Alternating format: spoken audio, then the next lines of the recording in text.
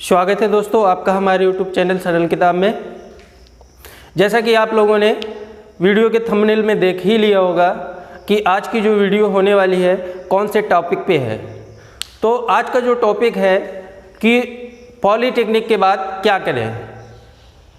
कई ऐसे स्टूडेंट्स हैं जिनका डायरेक्ट कॉल आता है मेरे पास कि सर डिप्लोमा तो मैंने कंप्लीट कर लिया है सिविल इंजीनियरिंग से, मैकेनिकल इंजीनियरिंग से, इलेक्ट्रिकल इंजीनियरिंग से या और किसी ब्रांच से, बट अब कंप्लीट होने के बाद अब आगे हम लोग क्या करें। क्या हमें प्राइवेट जॉब करनी चाहिए या हमें अप्रेंटिसशिप करनी चाहिए या जूनियर इंजीनियरिंग की तैयारी करनी चाहिए या फिर हमें बीटेक करना चाहिए। आप हमें उचित सलाह दें। तो आज का जो वीडियो है यह इसी टॉपिक पे होने वाला है कि पॉलीटेक्निक के बाद क्या करना चाहिए जिससे आपका डिप्लोमा किया हुआ सार्थक साबित हो सके और आप अपनी लाइफ में तरक्की कर सकें। तो वीडियो को अंत तक ज़रूर देखें। तो चलिए वीडियो की शुरुआत करें। आती है मेन चीज़, यदि आप लोगों ने डिप्लोमा कर ही लिया है,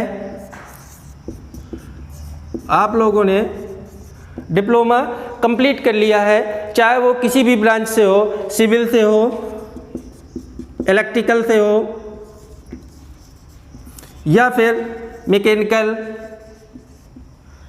या फिर इलेक्ट्रिकल या इलेक्ट्रॉनिक्स, किसी भी ब्रांच से आपने पॉलीटेक्निक कंप्लीट कर लिया है।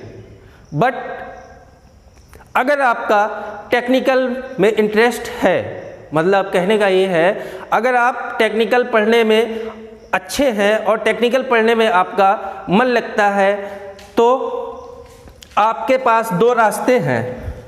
आपके पास दो रास्ते हैं। जैसे आपका टेक्निकल अच्छा है और आपका पढ़ने में मन लगता है टेक्निकल को और इंटरेस्ट है इसमें, तब आपके पास दो रास्ते हैं। एक रास्ता है आपका बीटेक का और दूसरा रास्ता है आपका जेईई की प्रिपरेशन का। आप इन दोनों में से कौन सा रास्ता चूज करेंगे, इन दोनों में से भी एक कंडीशन है।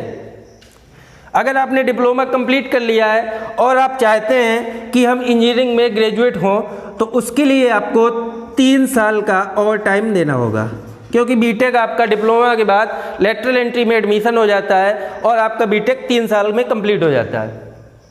अगर आपका टेक्निकल अच्छा है और आपके घर वाले फाइनेंशियल सपोर्ट करेंगे, मतलब आपका बैकग्राउंड ठीक है, आपको 3 साल तक आपके गार्जियन और पढ़ाई में सपोर्ट कर सकते हैं, तो आप मेरी सलाह माने तो आप बीटेक जरूर कर लें। बट आपके पास फाइनेंशियल सपोर्ट ज़्यादा नहीं है और आपका टेक्निकल भी अच्छा है और आप चाहते हैं कि हम पढ़ाई ही करें, तब फिर आपके पास दूसरा रास्ता है, आप जूनियर इंजीनियरिंग की तैयारी कर लें। अगर आपने अच्छे से मन लगाकर जूनियर इंजीनियरिंग की तैयारी कर ली, तो ये मेरा चैलेंज है कि आप विद इन 2 to 3 ईयर्स आप जूनियर इंजीनियरिंग बन जाएंगे। लेकिन जूनियर इंजीनियरिंग इतना आसान भी नहीं है जितना आप लोग समझ रहे होंगे, क्योंकि कई लड़के डिप्लोमा फर्स्ट ईयर में आते ही अपने नाम के आगे वो ईआर लगा लेते हैं। ईआर का मतलब समझते हैं, इंजीनियर लगा लेते हैं वो डिप्लोमा फर्स्ट सेमेस्टर से ही। बट उनको ये नहीं पता होता कि आखिरकार इसकी वैल्यू क्या है। इसको नाम के आगे लगाने से पहले हमारे अंदर क्या क्या क्वालिटी होनी चाहिए, उनको यही नहीं पता होता और अपने नाम के आगे ईआर लगा लेते हैं। तो अगर आप जेईई की तैयारी कर रहे हैं तो इसमें आपका दो चीज़ें बहुत मोस्ट इम्पॉर्टेंट होती हैं। आपको पहली बात तो टेक्निकल बहुत अच्छे से प्रिपरेशन करनी है, उसके साथ साथ टेक्निकल के नॉन टेक को भी ध्यान में रखना है। नॉन टेक बोले तो नॉन टेक में आपका रीजनिंग आ जाएगा, रीजनिंग,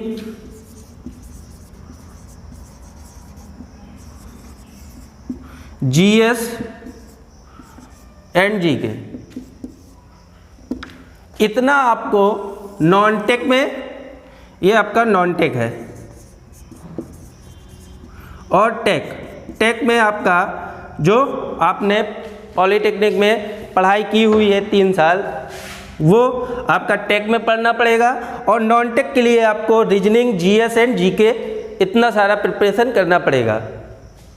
हालांकि जूनियर इंजीनियरिंग की तैयारी के लिए कई बच्चे कोचिंग का सहारा लेते हैं, कुछ सेल्फ स्टडी करते हैं और कुछ जॉब के साथ साथ भी जूनियर इंजीनियरिंग की तैयारी करते हैं। ये आपके ऊपर डिपेंड करता है कि आप अपनी तैयारी क्या जॉब के साथ कर सकते हैं या जॉब के साथ साथ नहीं कर सकते हैं। अगर आप जॉब 8 से 10 घंटे करने के बाद आप मैक्सिमम 4 से 5 घंटे प्रिपरेशन के लिए निकाल पा रहे हैं तो आप जॉब के साथ साथ भी तैयारी कर सकते हैं, इसमें कोई बड़ी बात नहीं है।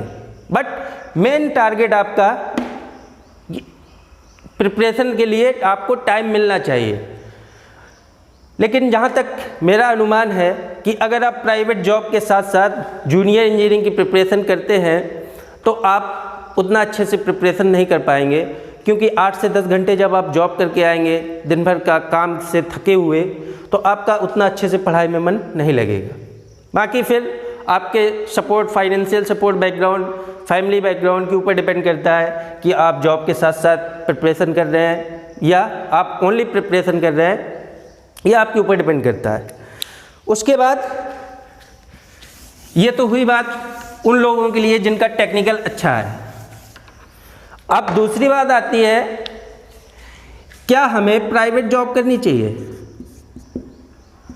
प्राइवेट जॉब, या फिर हमें अप्रेंटिसशिप करनी चाहिए, अप्रेंटिसशिप। तो मैं एक चीज़ बता दूं, जिनका टेक्निकल बहुत ही अच्छा था और डिप्लोमा के टाइम पे वो अपने क्लास में बहुत ही अच्छे स्टूडेंट की कैटेगरी में आते थे और पढ़ने में भी बहुत ठीक ठाक थे, उनके लिए तो 2 रास्ते मैंने बता दिए। पहला रास्ता बीटेक का और दूसरा रास्ता जूनियर इंजीनियरिंग की प्रिपरेशन का। अब ये रास्ते खुल के आते हैं उन लोगों के लिए जिन्होंने केवल डिप्लोमा पास किया है। उनको सिर्फ 17 नंबर से मतलब था, मेरी बैक ना लगे, मैं स्पेशल बैक में ना जाऊं और मैं पास हो जाऊं, मुझे सिर्फ डिप्लोमा से मतलब है। तो उन लोगों के लिए ये है 2 रास्ते, प्राइवेट जॉब और अप्रेंटिसशिप, या पहले अप्रेंटिसशिप बाद में प्राइवेट जॉब। तो मैं एक चीज़ बता दूं, यदि आप ना बीटेक कर रहे हैं और ना ही जेईई की प्रिपरेशन कर रहे हैं, तो अगर आप मेरी सलाह माने तो डायरेक्ट आप प्राइवेट जॉब करें, क्योंकि अप्रेंटिसशिप में आप 1 ईयर का टाइम देंगे और आपकी जो स्टाइपेंड होती है अप्रेंटिसशिप में वो होती है इतनी 3542 रुपीज़, मतलब 3542 रुपये आपको स्टाइपेंड के रूप में गवर्नमेंट देती है।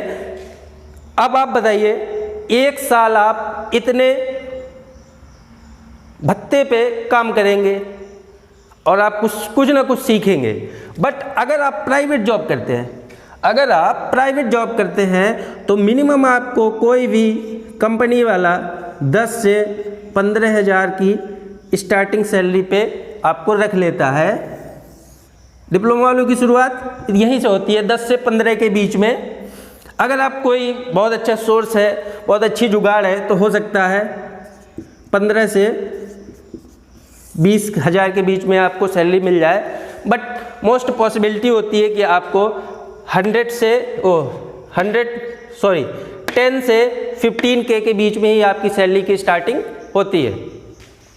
तो आप 1 साल अप्रेंटिसशिप में टाइम देंगे और बाद में आपको सिर्फ 1 साल का अप्रेंटिसशिप सर्टिफिकेट मिलेगा, जो कि अप्रेंटिसशिप ओनली ITI वालों के लिए कंपलसरी होता है। डिप्लोमा और बीटेक वालों के लिए अप्रेंटिसशिप की कोई ज़्यादा वैल्यू होती नहीं है। हाँ, आज से कुछ साल पहले अप्रेंटिसशिप की बहुत ज़्यादा वैल्यू होती थी। ऐसा इसलिए होता था क्योंकि कई सारी कंपनियां अप्रेंटिसशिप के बाद जो अप्रेंटिसशिप जिस कंपनी से किया होता था उसी कंपनी में अप्रेंटिसशिप वाले को रख लिया जाता था और परमानेंट कर दिया जाता था।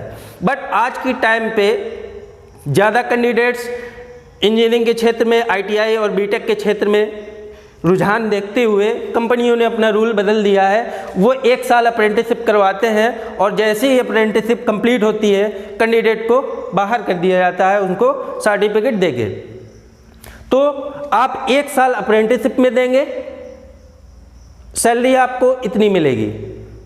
अगर आप अप्रेंटिसशिप ना करके डायरेक्ट प्राइवेट जॉब करते हैं तो आपको सैलरी इतनी मिलेगी 10 से 15 हज़ार के बीच में। और 1 साल बाद आपके पास 1 साल का एक्सपीरियंस हो जाएगा। जब आप अगर इसी कंपनी में जॉब करेंगे तो आपकी सैलरी हो सकता है 2 से 3 हज़ार बढ़ जाए।